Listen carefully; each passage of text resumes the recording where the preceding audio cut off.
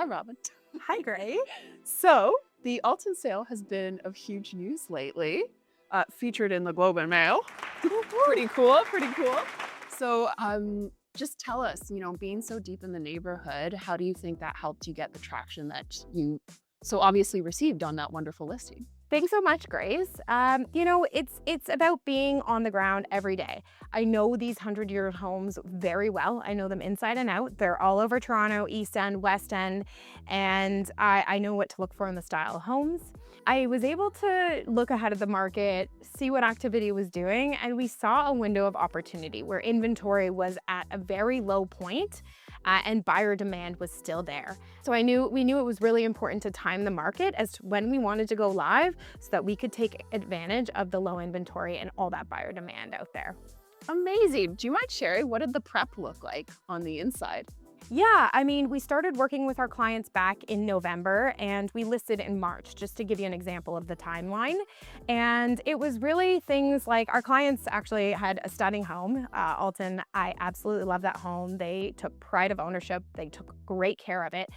So it was mainly minor repairs, decluttering. We all live in our homes. There's a lot of family homes in Leslieville and in the East End, and it's okay to live and have items.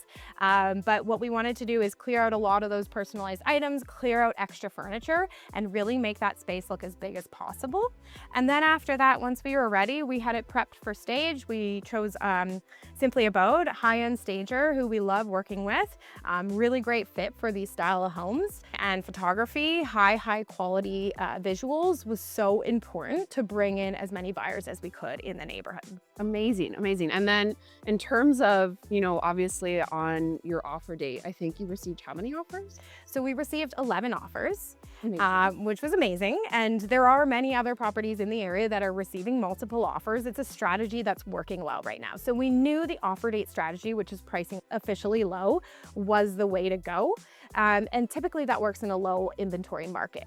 But what we did with that strategy to optimize sale price was there were 3 recent sales that we were going off as our comparables and pricing strategy. And we didn't want to just play the exact game that those listings had played because we knew buyers and agents would be able to predict the outcome.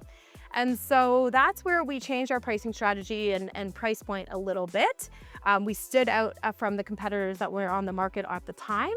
And that's how we went with that. That's so exciting. Congrats, congrats. So Grace, you were involved. You were at the open houses.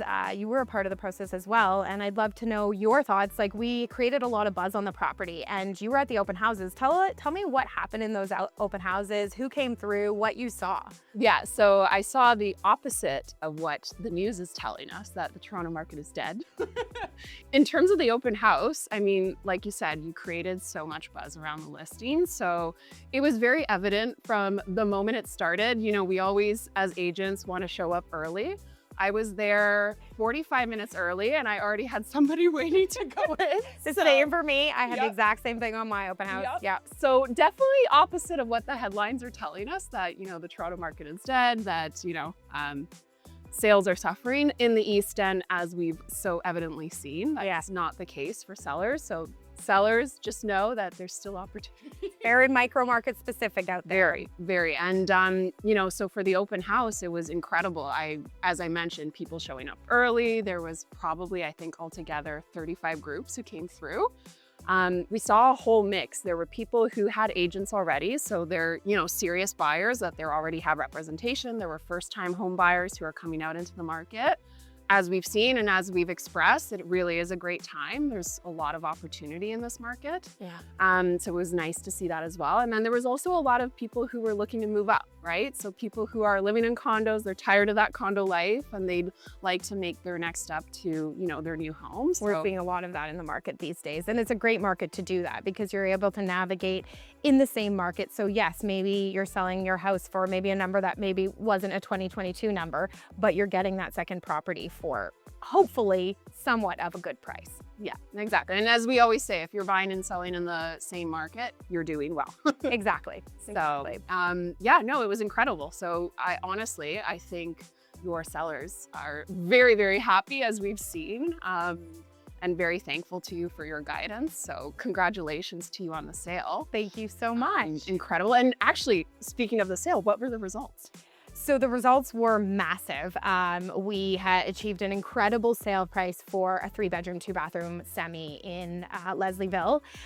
We sold it for $1,471,000. Wow. 11 offers, as we mentioned, and it was over our asking price.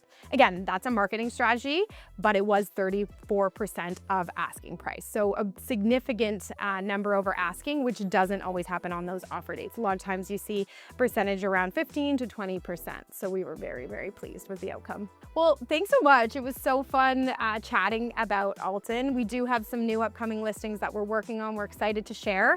If you're interested in knowing how to get your home ready for sale or future planning down the road, comment the word guide and we'll send you our free home prep checklist to get you started.